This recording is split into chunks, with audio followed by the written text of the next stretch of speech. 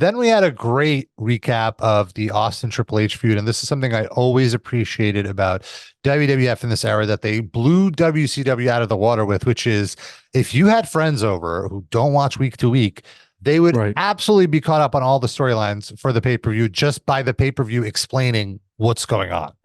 Well, you know, it was interesting that you say that, because that was something I really thought about when watching this is, while there was the internet back then, there wasn't this call up YouTube sort of, there wasn't this body of like, I want to be able to see anything immediately.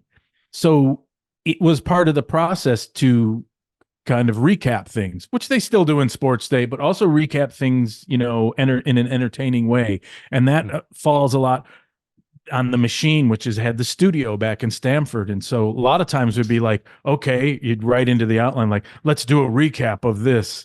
And then the pace was such, we'd go to the show live and then we'd just, let's see what the studio did. You know, we'd like kind of watch the package in Vince's office. So you wrote the recap and they put it together? Is that what you're saying? When I say wrote the recap, we just like put in a recap.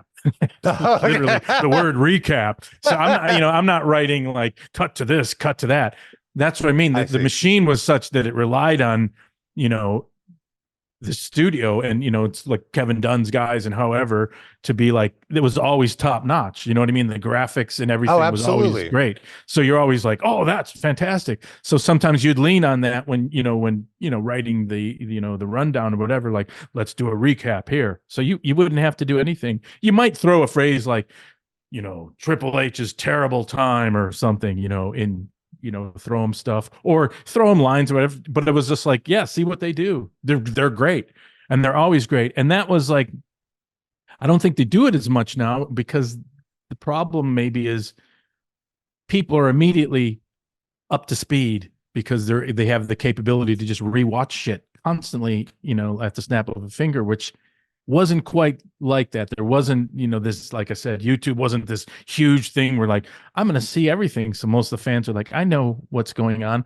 And in fact, a big part of, we had a lot of shows like Jacked or whatever, WWF, WWE through the ages just had like, they're all kind of like syndicated recap shows that would just kind of like, either just like, well, let's go through some other matches or, you know, bring things up to speed. And you just constantly be promoting that to get to the pay-per-view. So, you know. Yeah, I always appreciate like those shows. It's like, okay, you don't have cable, you can't watch Raw. Here's all the big angles you missed. Right. I feel like that was like the purpose of those shows, which I always, yeah. And in fact, I even remember doing a thing where, because I started to wonder and worry like, hey, pay-per-views aren't that much different than Raw, because Raw had to get, you know, the stakes were getting higher. And like, why are people going to like watch this free shit? Why are they going to like pay for something? So you're always trying to like give them something more. Mm-hmm. So sometimes we'd even like back in the 70s, if you'd see like oh my God, Muhammad Ali versus Joe Frazier closed circuit, you wouldn't see any live clips of it because it would be like, we're trying to get this